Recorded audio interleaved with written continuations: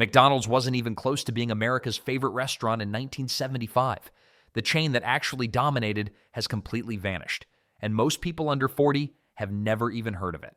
What happened to the restaurant empire that made McDonald's look like a small-town operation? Walking into Chi-Chi's felt like stepping into a Mexican fiesta that never ended. The walls exploded with vibrant colors, sombreros hung from every corner, and the smell of sizzling fajitas filled the air. This wasn't just dinner. It was an experience that made every Tuesday feel like Cinco de Mayo. During the 1980s and 90s, Chi-Chi's dominated the casual dining scene across Ohio, Pennsylvania, and California.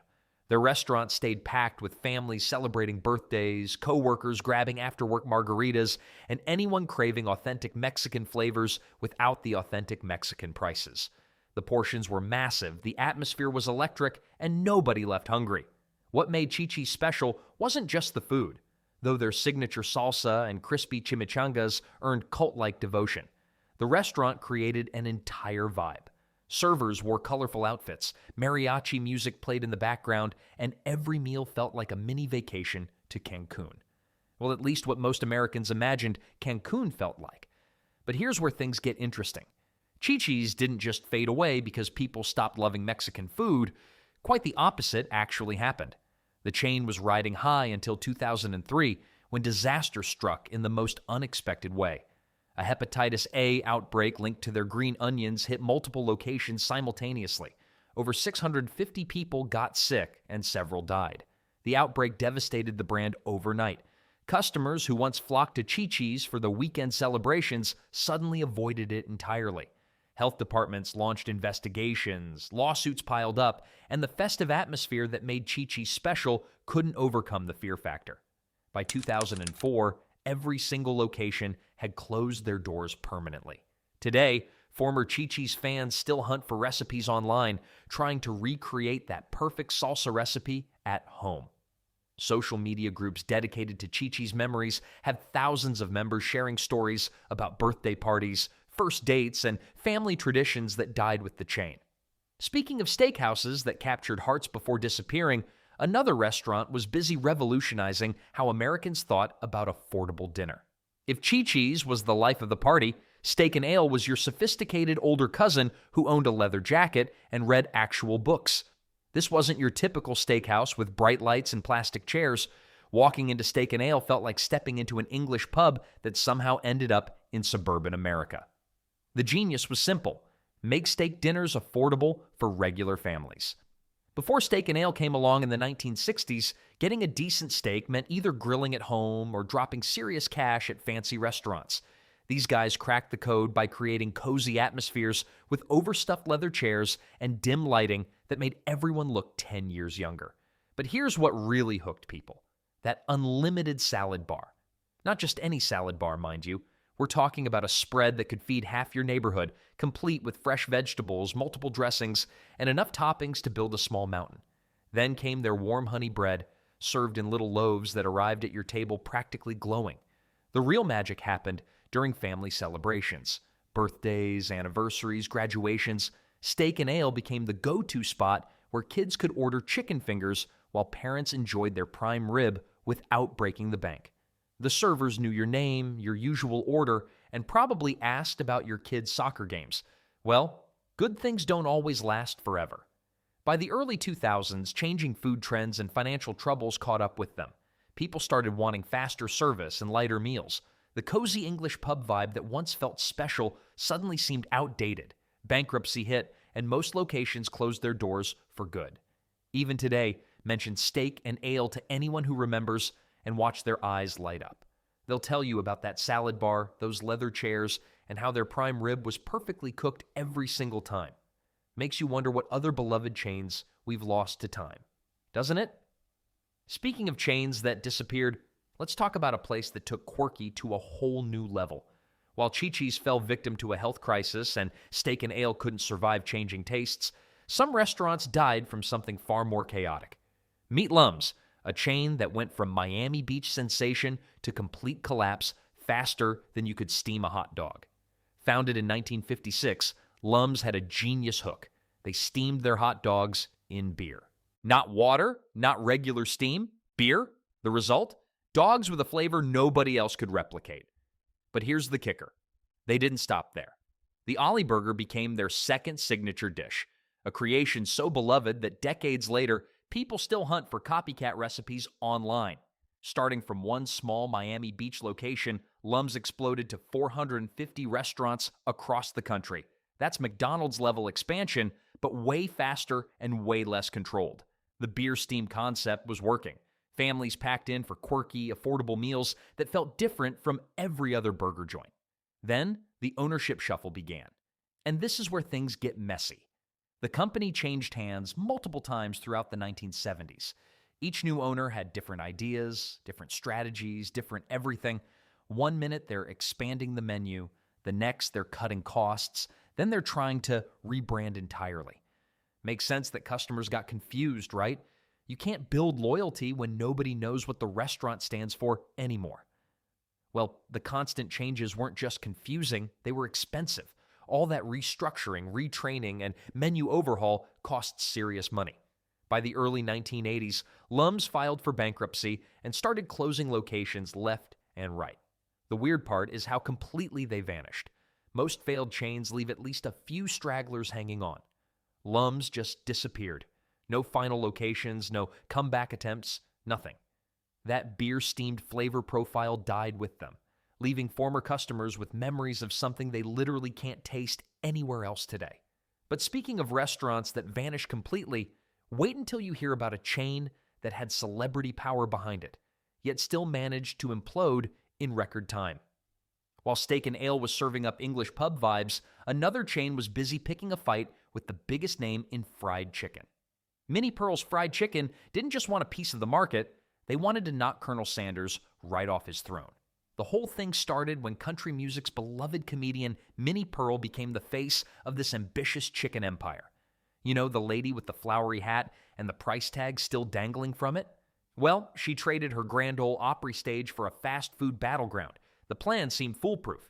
Take America's sweetheart, add some seriously crispy chicken, and watch the profits roll in. And honestly, the chicken was pretty fantastic. Golden, crunchy, seasoned just right. Customers couldn't get enough.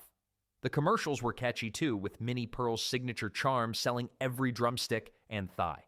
Locations started popping up everywhere as investors threw money at what looked like the next big thing. But here's where things get wild.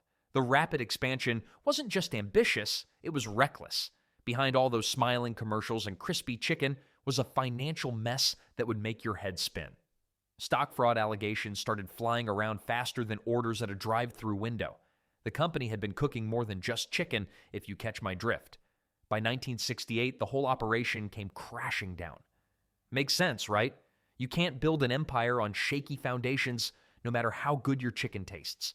Minnie Pearl herself got caught in the crossfire, her reputation taking a hit along with investor wallets. People who remember those golden days still talk about how that chicken could compete with anyone. The batter was different, the seasoning unique, something you just can't find anymore. Those catchy jingles stick in their heads decades later. While Minnie Pearl's dream of chicken domination died young, another restaurant chain was busy building something that would last much longer in the American West. While some restaurants tried to be fancy, Bonanza Steakhouse knew exactly what America wanted. Big steaks, fair prices, no pretense, just walk in, grab a table, and eat like you meant it. Picture the Wild West, but with air conditioning and vinyl booths. Bonanza opened in 1963 with a simple promise: quality steaks without breaking the bank. They weren't trying to impress anyone with white tablecloths or fancy sauces. This was honest food for honest people. The concept worked like gangbusters. By the late 1980s, over 600 Bonanza locations stretched across America. Families packed these places on weekends. The smell of sizzling beef hit you the moment you walked through those swinging doors. Western-themed decorations covered the walls, complete with wagon wheels and old-timey photographs. But here's what made Bonanza special: that salad bar. Not just any salad bar, mind you. We're talking about a sprawling buffet wonderland with everything from crisp lettuce to potato salad to those little corn kernels that somehow made every plate better. Kids loved loading up their plates like they were planning for winter hibernation. The steaks came exactly how you ordered them. Rare, medium, well done, didn't matter. The grill masters knew their craft. Baked potatoes arrived steaming hot, ready for butter, sour cream, and whatever else you could pile on top. Simple pleasures that somehow felt like luxury when you were paying reasonable prices. Then came the dark clouds. Competition heated up fierce. McDonald's and other fast food chains started stealing customers who wanted quicker meals. Fine dining restaurants began offering better steaks at prices that weren't much higher. Bonanza got caught in the middle. Too slow for fast food, not fancy enough for special occasions. Bankruptcy hit hard in the 1990s. Most locations closed their doors forever. The few remaining spots got rebranded or sold off to other companies. That familiar Western charm vanished from most American towns. But walk into any small-town diner today, and you'll still find folks talking about Bonanza's glory days. Sometimes the simplest concepts create the strongest memories.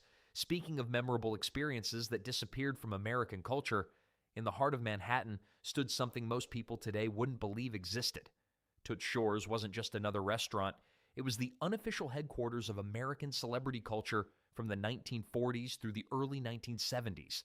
Picture Frank Sinatra sliding into a booth next to Joe DiMaggio while Marilyn Monroe laughed at the bar. Jackie Gleason telling jokes to Judy Garland between bites of perfectly grilled steak. This actually happened, night after night, at 51 West 51st Street. Toots Shor himself was a massive man with an even bigger personality. He called everyone crumb bum, including presidents and movie stars. The weird part is they loved it. Celebrities didn't come for fancy French cuisine or exotic flavors. They came for simple American classics done right. Thick steaks, enormous baked potatoes loaded with butter, and the strongest drinks in the city. But here's what made Toots Shor's truly special. It was one of the last places where fame didn't guarantee you a table. Shor decided who ate where and when. He'd seat a nobody next to Mickey Mantle if he felt like it. Makes sense, right? When everyone's fighting for your attention, you want to go somewhere that treats you like a regular person. Then there's the legendary round table where sports heroes, entertainers, and politicians would argue about everything from baseball stats to world affairs. The food was secondary. People came for the atmosphere, the connections, and the chance to be part of something bigger than themselves. Well, all good things end eventually. By 1971, the party was over. The building got seized for back taxes, and just like that, America lost its most famous celebrity hangout. No amount of nostalgia could bring back those golden years when stars were larger than life, but still gathered around the same dinner table. But speaking of exclusive dining experiences, there was another legendary spot high above the city streets that made Toots Shor's look downright ordinary. While most restaurants fight for street-level customers, one dining spot literally rose above the competition. Way above.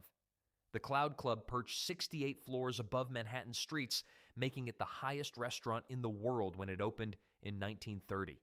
Getting there was half the experience. You'd ride an express elevator past dozens of floors, watching the city shrink below. The doors would open to reveal something straight out of a movie. Art Deco interiors with gleaming chrome, rich mahogany, and windows that stretched from floor to ceiling. 2 full stories of glass offered views that made grown businessmen stop mid-conversation. But here's the thing about the Cloud Club. You couldn't just walk in with a $20 bill. This was strictly members only. Wall Street titans, corporate executives, and political powerhouses gathered here for lunch meetings that shaped American business. The membership list read like a who's who of the most influential people in the country. The menu wasn't revolutionary. Classic American fare dominated, steaks, chops, and cocktails served with white-glove precision. Yet eating became secondary when you're literally dining in the clouds. Members would light up Cuban cigars while gazing down at the ant-sized pedestrians below. Makes sense why deals worth millions got hammered out over dessert, right? Weather added drama to every meal. On clear days, you could see for miles in every direction. During storms, diners felt like they were eating inside the clouds themselves, with lightning crackling at eye level. Some members claimed they could actually look down on planes flying below. The party ended in 1979 when the Cloud Club closed forever. Worse yet, those stunning Art Deco interiors got stripped out and sold off piece by piece. Today, nothing remains of the original design that once made jaws drop. Well, while the Cloud Club reached for the sky, Our next restaurant took a completely different approach to creating unforgettable dining experiences, one that involved bringing retired train cars indoors, all aboard for one of the most unique dining experiences America ever had. Victoria Station turned eating out into a full-blown train adventure, and people absolutely loved it. Picture walking into what looked like an actual train depot, complete with vintage rail cars converted into cozy dining booths. Each location featured real railroad cars that had been transformed into individual restaurants. You'd literally eat dinner inside a piece of American transportation history. The attention to detail was incredible. Authentic train whistles, conductor uniforms for staff, and even old-fashioned luggage racks overhead. The food lived up to the theatrical experience, too. Their prime rib became legendary, thick cuts that could feed a family. Those loaded baked potatoes, massive things drowning in butter, cheese, and sour cream. The portions were generous enough to satisfy the hungriest railroad worker, which probably wasn't an accident given the theme. Victoria Station hit its stride during the 1970s when themed restaurants were having their moment. Families would drive across town just for the novelty of eating in a train car. Kids went crazy for it, obviously. But here's the thing. Adults loved it just as much. There's something magical about dining in a space that used to roll across the American countryside. The chain spread nationwide, with locations popping up from coast to coast. Each restaurant cost a fortune to build because they were buying and retrofitting actual vintage railcars. That commitment to authenticity set them apart from cheaper knockoffs trying to cash in on the theme restaurant craze. Unfortunately, the novelty wore thin by the late 1980s. Maintenance costs for those old train cars added up fast. Food trends shifted toward faster, cheaper options.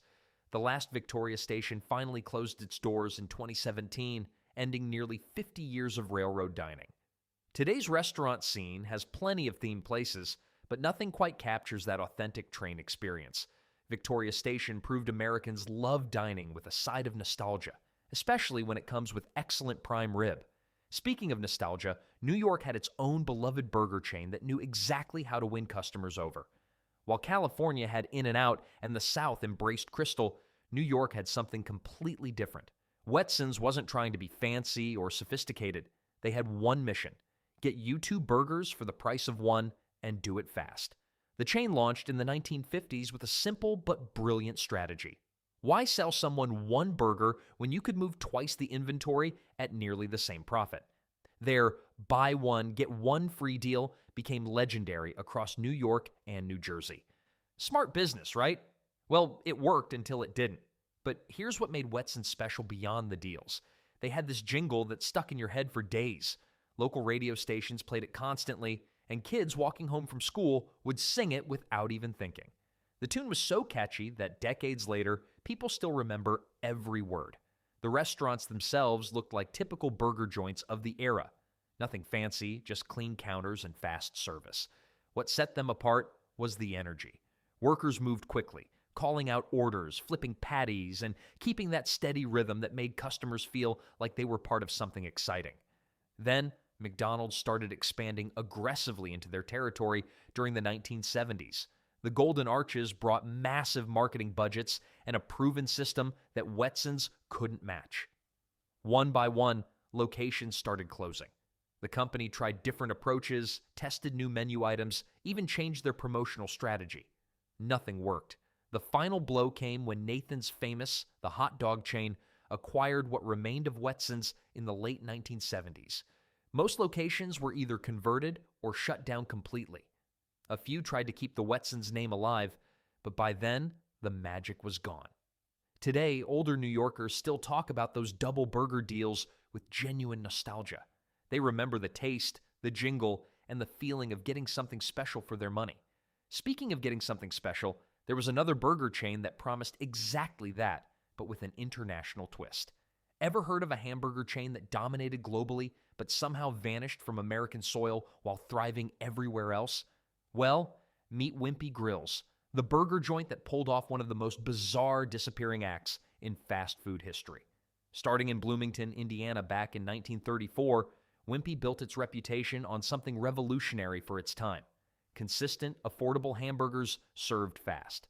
The chain's mascot was actually Jay. Wellington Wimpy from the Popeye cartoons You know, the guy who famously said, "I'll gladly pay you Tuesday for a hamburger today." Makes sense, right?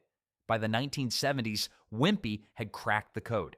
25 locations across America were serving up classic burgers and fries to hungry families. But here's where it gets interesting. While America was getting its Wimpy fix, the brand was exploding internationally. We're talking 1,500 locations worldwide, mostly in the UK and other countries. The weird part is what happened next. As McDonald's and Burger King started their aggressive expansion campaigns, Wimpy couldn't keep up with the competition. The last American Wimpy closed its doors in 1978, leaving behind confused customers wondering where their favorite burger joint went. But wait, remember those 1,500 international locations? They kept going strong. Walk into any British town today, and you'll likely spot a Wimpy restaurant still serving those same classic hamburgers that disappeared from American streets decades ago. It's like watching your favorite band break up in America while continuing to tour everywhere else in the world. The American Wimpy experience became a memory frozen in time. Former customers still talk about the simple pleasure of biting into a Wimpy burger with crispy fries on the side. No fancy marketing gimmicks or complicated menus, just straightforward comfort food that hit the spot every time.